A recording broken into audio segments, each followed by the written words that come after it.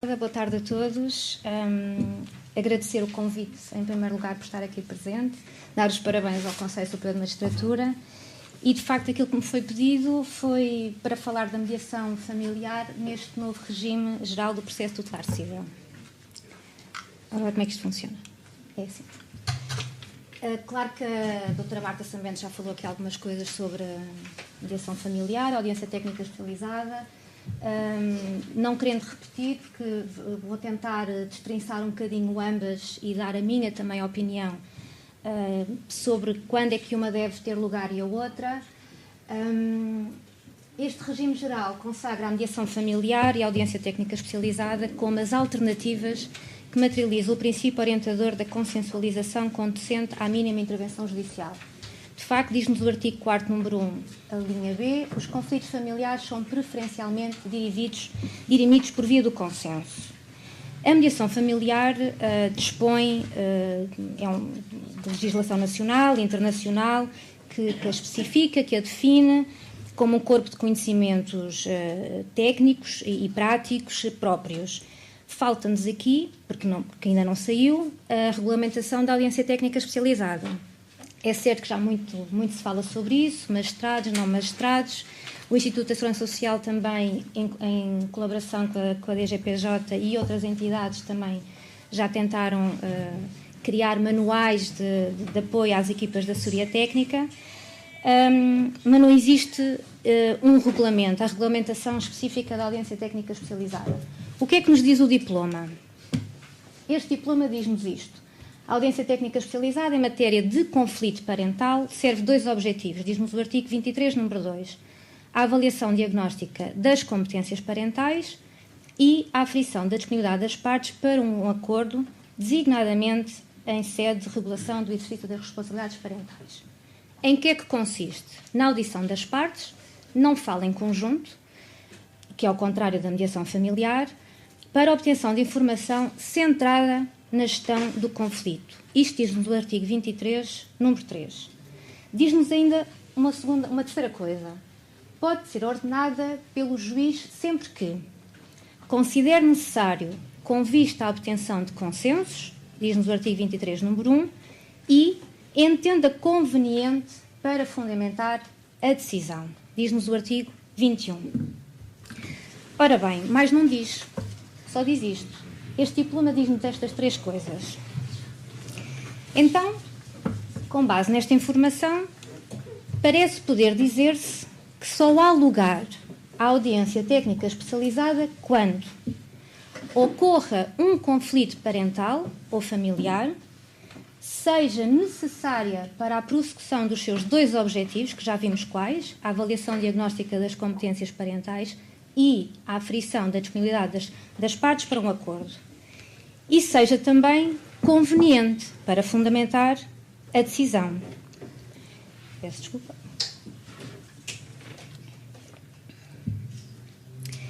Ora bem, até aqui parece que o próprio legislador, em termos de intenção, fez aqui uma diferença entre a mediação e a audiência técnica especializada, porque diz-nos o artigo 24, como vamos ver à frente, a mediação familiar é quando o juiz entenda ser conveniente. Como um mero exercício de linguística, eu diria que necessário é porque é imprescindível. É imprescindível, é fundamental, é inevitável fazer audiência técnica especializada. Ao contrário, conveniente, no caso da mediação familiar, equivale a ser útil, mais proveitoso, mais apto, que torna mais apto aquela decisão. Ora bem, como é que isto funciona? Para além disso, eu diria mais duas coisas. A necessidade e a conveniência da audiência técnica especializada deve ainda ser ponderada, e ponderada casuisticamente pelo juiz. Porquê? Isto é o meu? Não é. Não, acho que não é. Apesar do disposto, dizia eu que a necessidade e a conveniência da audiência técnica especializada deve ainda ser ponderada. Isto porquê? Porque apesar do disposto no artigo 38 deste diploma, que diz, na falta de acordo na conferência, que parece impor desde logo o recurso à mediação familiar ou à audiência técnica especializada suspendendo a conferência, quando conjugado com o artigo 23, sobre a audiência técnica especializada, salvo melhor opinião, não faz presumir de qualquer desacordo dos pais a existência de um conflito parental a impor audiência técnica especializada. Ou seja, nós já vimos que para existir audiência técnica especializada é preciso estarmos perante um conflito e cabe ao magistrado judicial fazer esta avaliação. Estamos ou não perante um conflito? Ou é uma mera inquietação, uma mera preocupação, uma mera falta de comunicação naquele momento quando as partes não conseguem dialogar? Tem que haver um conflito. Senão, na minha opinião, não se impõe a audiência técnica especializada. Daí que recairá sobre o juiz o poder de avaliar casuisticamente os pressupostos da admissibilidade da audiência técnica especializada em matéria de conflito parental. Vamos ver que a mediação familiar não está centrada em conflitos apenas. Temos a mediação familiar, ou que queremos ter, mediação familiar com caráter preventivo, determinando-a, quando necessária, considerando os objetivos que aquela persegue. Qual é a pergunta que se impõe? Até que ponto os magistrados esclarecem as partes, sobre o que é uma alternativa e outra alternativa? Em que altura nós falamos sobre a audiência técnica especializada e mediação familiar, esclarecendo e perguntando às partes se aderem ou não à mediação familiar, como regime-regra, como primeira opção, e não aderindo, impõem logo a audiência técnica especializada. É isto que é muito discutível, porque na minha prática de assessoria técnica aos tribunais, eu posso garantir que 100% dos casos que eu tive com mães e pais, quando eu perguntava por curiosidade se o magistrado judicial tinha falado na opção da mediação familiar, isto antes deste diploma, nenhum deles me disse que sim. Não sabiam sequer o que era a mediação familiar, nenhum magistrado tinha falado sobre isso. Ora bem, perante isto, parece que é importante olharmos para as duas alternativas e tentarmos ver aqui alguns pontos diferenciadores. Está nas pastas, realmente, eu já reparei também as diferenças entre uma e outra, portanto, eu vou avançar sobre estas diferenças, mas acredita-se que realmente ter consciência destas diferenças pode ajudar os magistrados judiciais a, pelo menos, falar sobre as potencialidades de cada uma, porque a ideia não é dizer que a mediação familiar e a audiência técnica especializada estão de costas voltadas. Elas têm propósitos diferentes, têm formas de estar diferentes, são executadas por técnicos de forma diferente. Já se falou aqui, a mediação familiar é extrajudicial, pode ocorrer em fase pré-judicial ou em fase judicial. A audiência técnica especializada integra-se num processo judicial. É voluntária, é sempre voluntária a mediação familiar. A audiência técnica especializada é ordenada pelo juiz e tem caráter obrigatório. A mediação familiar garante sempre a confidencialidade, exceto aquelas exceções que existem da quebra de confidencialidade, também já foram faladas aqui, que são os tais impedimentos à mediação familiar, situações de delitos graves, de abuso sexual de crianças, maus tratos, etc., que também já falámos aqui. A mediação familiar incide na dinâmica relacional como um todo.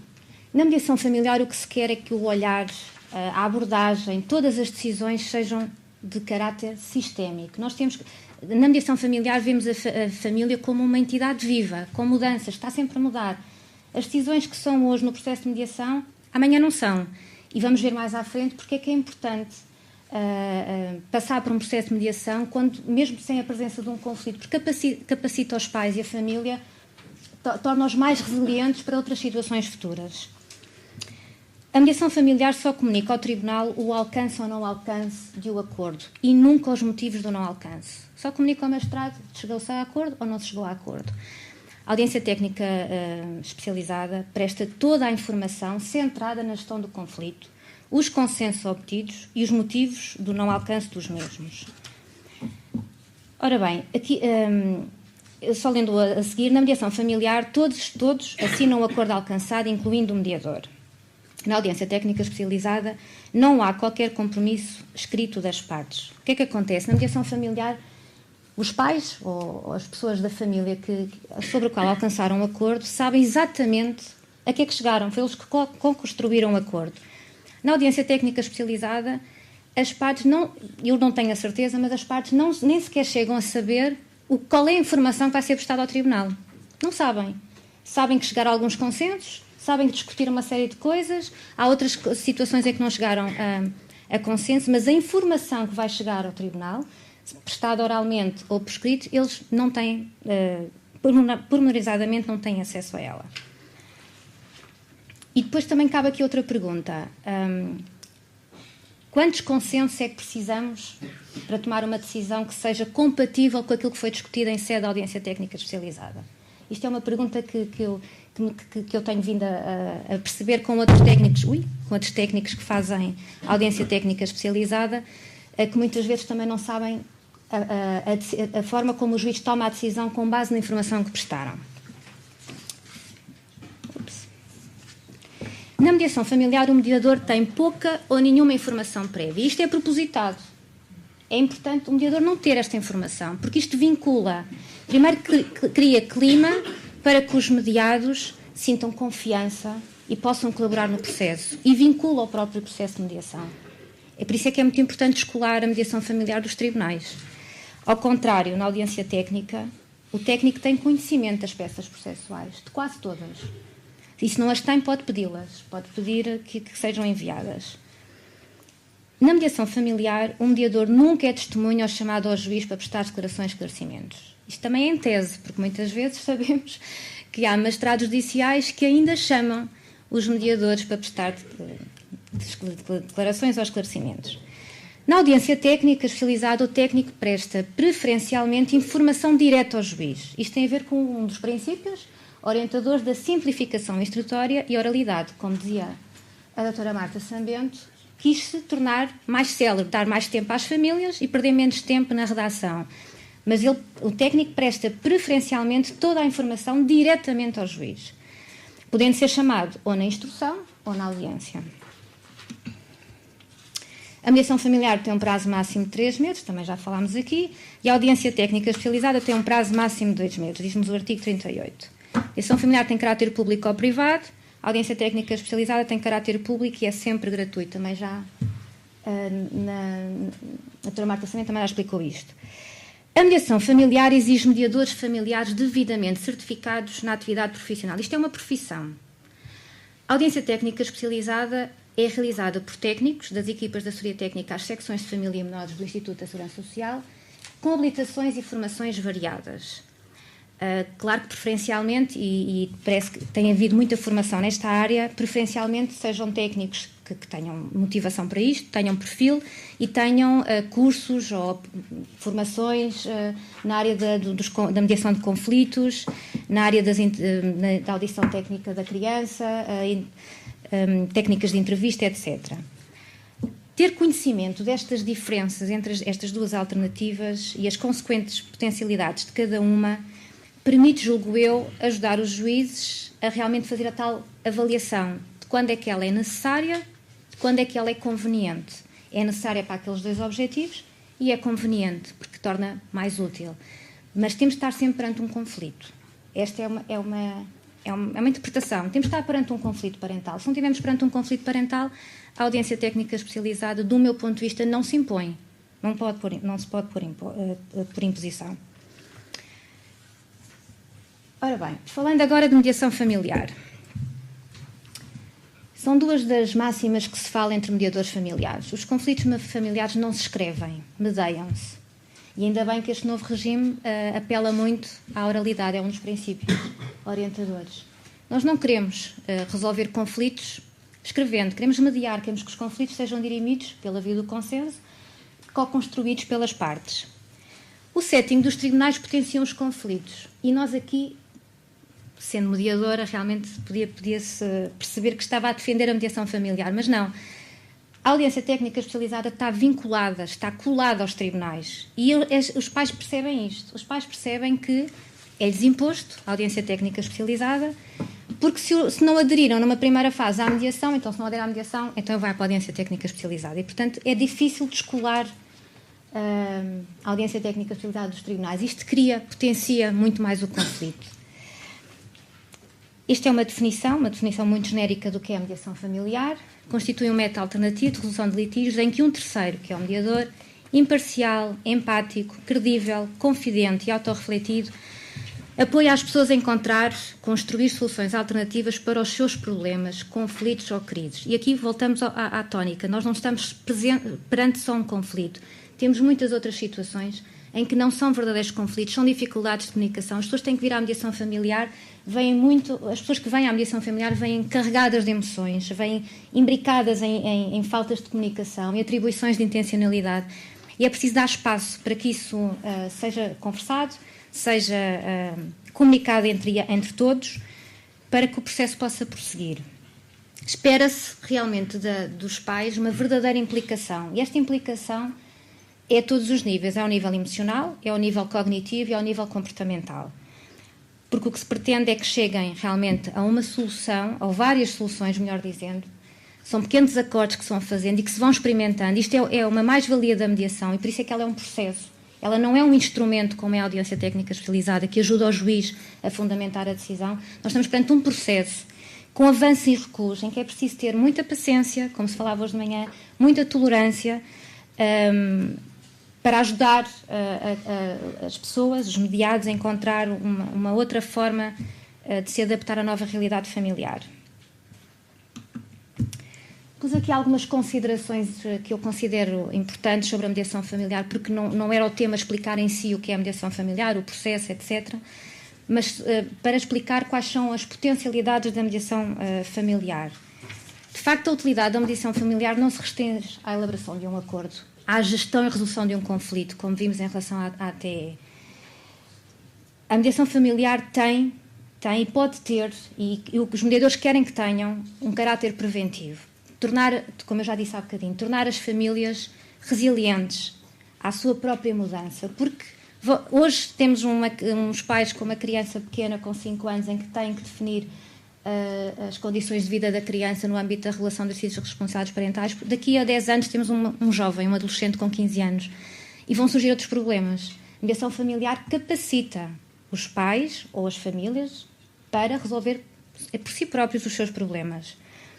E por isso também se diz que a mediação familiar, não sendo um processo terapêutico, porque não podemos confundir com terapia familiar, ela permite ganhos terapêuticos. Quem está verdadeiramente implicado num processo de mediação familiar realmente sente que tem ganhos terapêuticos. E por isso isto leva tempo. Quando nos dizem que só temos de ter 3 meses ou que 3 meses é muito tempo, não é muito tempo. Nós precisamos de tempo, até porque, como eu estava a dizer, vamos alcançando pequenos acordos. E é bom, normalmente, como se diz também, eu sou psicóloga, como se diz também nas terapias, é muitas vezes quando se fecha a porta do consultório que nós percebemos o âmbito daquilo que foi discutido naquela sessão psicoterapêutica. E na mediação é a mesma coisa, é quando se fecha a porta da mediação, quando se sai da mesa da mediação e vão celebrando pequenos acordos e vamos experimentando na prática, que vamos percebendo a utilidade daquilo que nós próprios construímos em sede de mediação.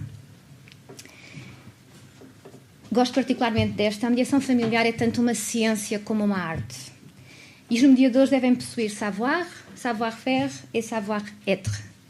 E vamos ver como as características pessoais do mediador são extremamente importantes para conduzir um processo de mediação familiar. Hoje de manhã falávamos na importância de conhecer o direito. Claro que sim, um mediador familiar tem que ter conhecimentos, não tem que ser formado em direito, como é óbvio, mas tem que ter conhecimentos. Mas mais do que isso, tem que ter uma prática pessoal muito investida e muito apreciada. É um contínuo aperfeiçoamento das suas próprias capacidades. A mediação familiar tem identidade própria, tem princípios, tem regras, tem valores.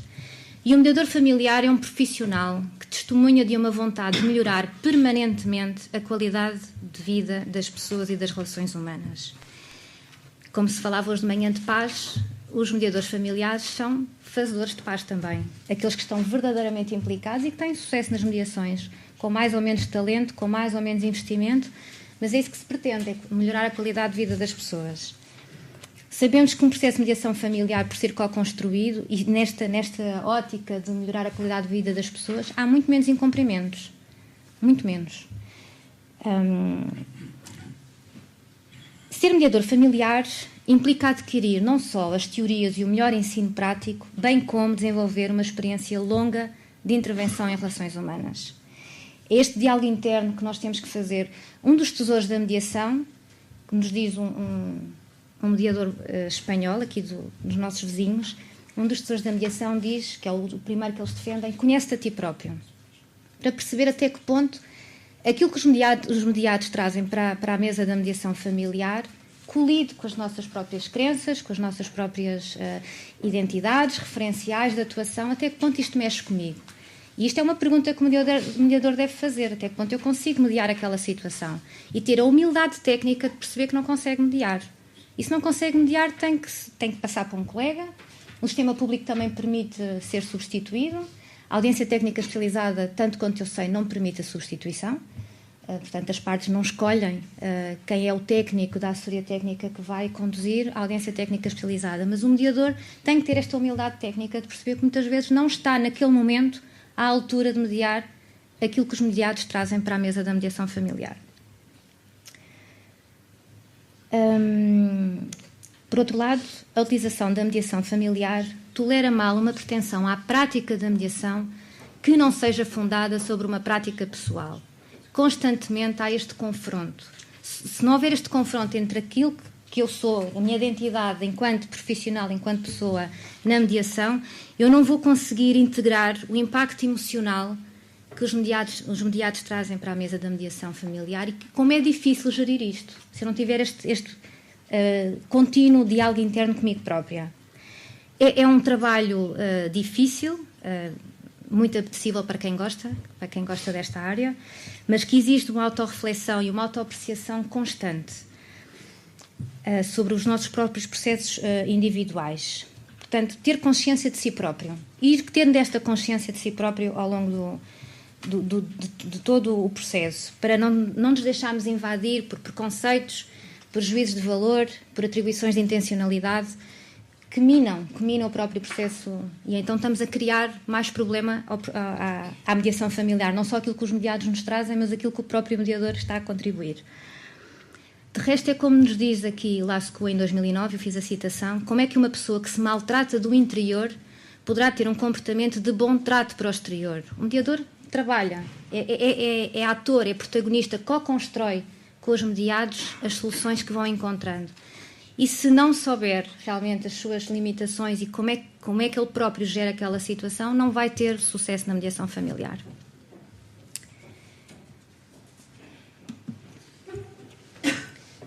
É uma citação também para tentar demonstrar todas as características e competências que o mediador familiar tem que desenvolver, e tem que desenvolver em contínuo. Estar sempre a pensar nisto. É difícil ter que potenciar características que a prática da mediação familiar nos vai exigir. Estar sereno, ser observador, ser humilde, demonstrar alguma simpatia, inspirar confiança, mostrar maturidade, ser paciente e criativo, para que o direito fundamental da mediação, que é o direito dos mediados à sua autodeterminação, na procura e construção das suas soluções, se cumpra. E este é um direito fundamental, a autodeterminação. Há situações que chegam à mediação e que esta capacidade de autodeterminação está fragilizada. E aí não conseguimos fazer muito. Ou quando só uma das pessoas é que está muito fragilizada. E se calhar aquela situação, naquele momento, não pode ser mediada. Tem que ser apoiada a outro nível, a um nível psicoterapêutico, eventualmente, e não poder ser mediada.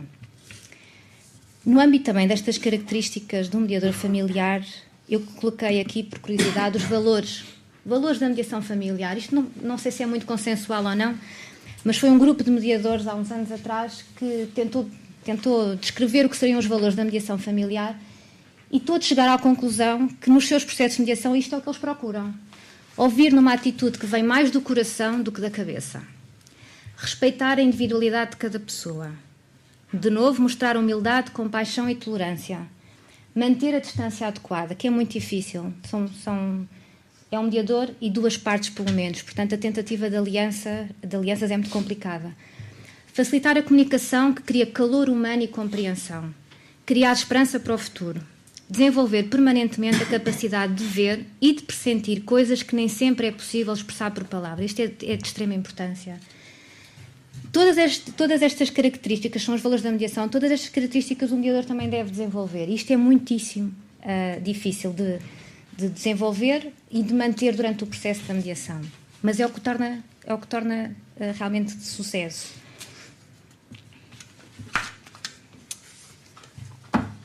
Ora bem,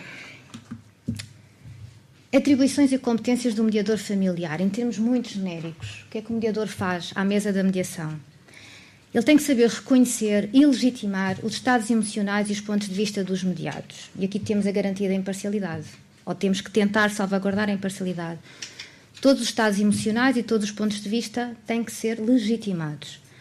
O mediador é um regulador da qualidade da comunicação e organização do discurso.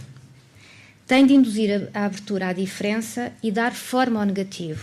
As pessoas que chegam, reduzindo a hostilidade, as pessoas que chegam à mediação vêm muito zangadas. Mesmo aquelas que vêm voluntariamente por vontade própria, sem ser no âmbito judicial, mas vêm muito zangadas. E o mediador tem que ter paciência, tem que ter tolerância e capacidade de reconhecer todas estas frustrações e todas estas zangas. Lá está, manter uma perspectiva livre de preconceitos, juízos de valor, projeções e atribuições de intencionalidade. Este é o maior desafio no calor da mediação.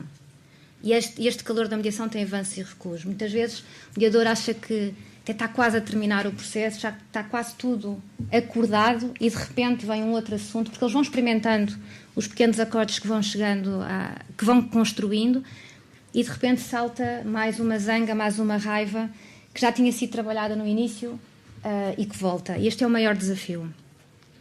Mas, de qualquer forma, a mediação familiar é fonte de inspiração para todos aqueles que queiram progredir, não só os mediados, mas o próprio mediador.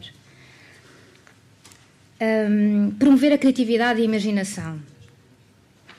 Isto é muito difícil, porque às vezes os mediados não conseguem ver. Há soluções que são geradas na própria mediação. Não são eles que constroem sozinhos. O mediador é imparcial, como é óbvio, mas há soluções que são geradas na própria mediação.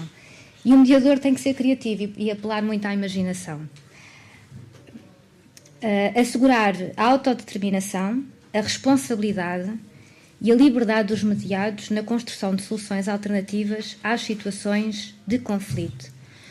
O mediador familiar tem de estar permanentemente vigilante ao processo de mediação, para que ele não perca em competência aquilo que ganha em hábito. Quanto mais processos de mediação fizermos, se não tivermos esta capacidade de olhar internamente, de perceber como é que aquela situação está a ser construída, nós adaptamos e habituamos a um determinado modelo, a um determinado estilo de comportamento. E isto não é de valorizar na mediação familiar. O mediador familiar é um terceiro competente. Tem que estar sempre a fazer este tal diálogo interno com as suas próprias características, até porque cada processo de mediação é único. Não há um processo de mediação familiar igual ao outro.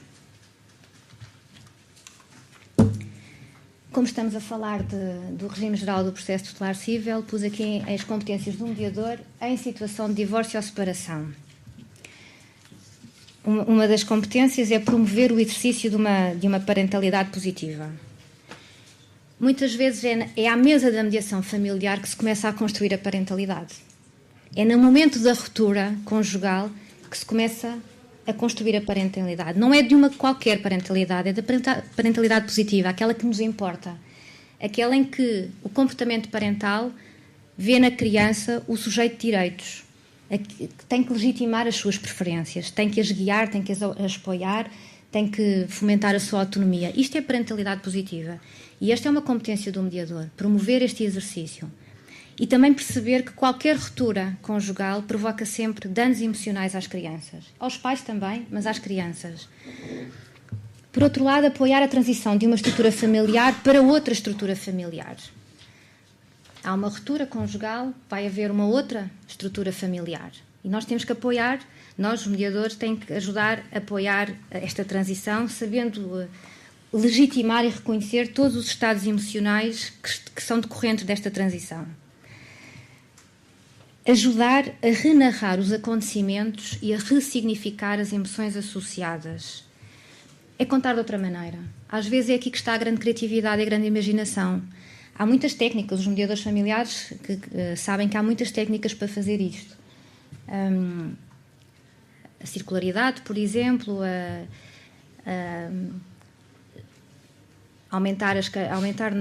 gerir as queixas cruzadas. Há uma série de técnicas para ressignificar as emoções e renarrar os acontecimentos.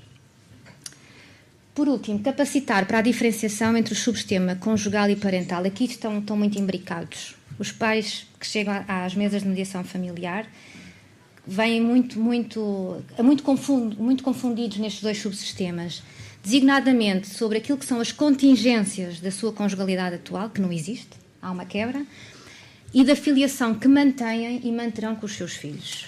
É muito difícil lidar com toda a turbulência, com toda a complexidade emocional que está subjacente a um processo de ruptura e de reconstrução conjugal. E daí há sempre um compromisso, mal ou bem, há sempre um compromisso deste exercício da parentalidade positiva. Por uma última nota, porque é que eu pus aqui o ponto de encontro familiar? Nós temos estado a falar do regime geral do processo tutelar cível. Esta é outra portaria, é a portaria número 139 de 2013, 2 de abril. Eu pus isto aqui porque, não só porque é uma área que eu gosto muito, mas também porque parece-me que muitos dos temas que são pedidos à mediação familiar ou à audiência técnica especializada podiam vir também para os pontos de encontro familiar. Eu estou a pensar no estabelecimento do regime de contactos e convívios, quando a parentalidade e a filiação estão gravemente perturbadas. E porquê? O ponto de encontro familiar, que é no âmbito dos CAFA, portanto, dos Centros de Apoio Familiar e Aconselhamento Parental, porquê que isto é importante? Porque ajuda-nos, numa situação desta natureza, quando há casos de interrupção ou perturbação grave da convivência familiar, antes de ser tomada uma decisão, nós experimentamos. Estes espaços são dinamizados por mediadores familiares. Não é por acaso que são dinamizados por mediadores familiares. Porque permite ir experimentando, ir verificando a capacidade daquela criança e daquele pai ou daquela mãe voltarem a conviver. Isto permite restabelecer vínculos. E é muito importante, antes de tomar uma decisão no âmbito se houve um incumprimento, não é? No âmbito de uma alteração das responsabilidades parentais, ou mesmo antes de fixar um regime de contactos e de convívios. É só uma nota. Da minha experiência, quem chega aos pontos de encontro familiar já vem com a situação muito mal resolvida. Não têm chegado, ou não chegaram até agora, esperemos que venha a acontecer, utilizar o ponto de encontro familiar também de uma forma preventiva, para ajudar o juiz a fundamentar uma decisão no âmbito das responsabilidades, da regulação do exercício das responsabilidades parentais e não só dos incumprimentos. Estes normalmente são utilizados em situações de grave litígio ou até mesmo de alienação parental. Eu pus isto aqui neste sentido, da mesma forma que quase todos os mediadores familiares, eu diria todos, defendem a mediação familiar com caráter preventivo. É a minha opinião que os pontos de encontro familiar que estão inscritos nos CAFAPs possam também ter esta vertente preventiva. Puxo aqui, portanto, em termos de conceito, para quem não conhece... e só dizer que os magistrados judiciais muitas vezes mandam para a audiência técnica especializada e até para a mediação familiar situações de incumprimento só no regime de convívios. Parece-me a mim que não seria esta a primeira opção. Dar esta nota que os magistrados poderiam fazer chegar aos pontos de encontro familiar antes de uma decisão ou num incumprimento, fazer uso do ponto de encontro familiar.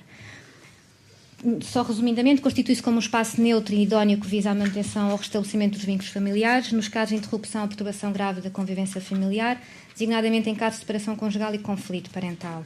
O que é que se faz no ponto de encontro familiar? Proporcionam-se encontros familiares em condições adequadas de segurança, conforto e bem-estar para as crianças. Existem realmente protocolos de segurança para trabalhar com as crianças e os pais nestes espaços. Aliás, esses espaços, do meu ponto de vista, um garante das diretrizes de uma justiça amiga das crianças, que se tem falado no nosso país ultimamente, é um espaço privilegiado para fazer a audição da criança, porque a audição da criança não é fazer-lhe perguntas. A audição da criança é respeitar o silêncio dela, não querer falar, é observar a sua dinâmica relacional com os pais, é dar-lhe tempo para que possa conviver e restabelecer o vínculo. E estes pontos de encontro familiar permitem isso mesmo. É uma forma de avaliar a dinâmica relacional para fixar os tais convívios sem questionar diretamente a criança, que é aquilo que não se deve fazer. Aquilo que as diretrizes de uma justiça amiga das crianças nos diz é que não se deve questionar diretamente a criança. Como é que são os meios e o contexto? São passos físicos com características técnico-lúdicas adequadas para observar, avaliar e dinamizar as dinâmicas e interações familiares. E é dinamizado por mediadores familiares. Pronto, e é só isto. Acho que também cumpriu o tempo e disponível também para qualquer pergunta.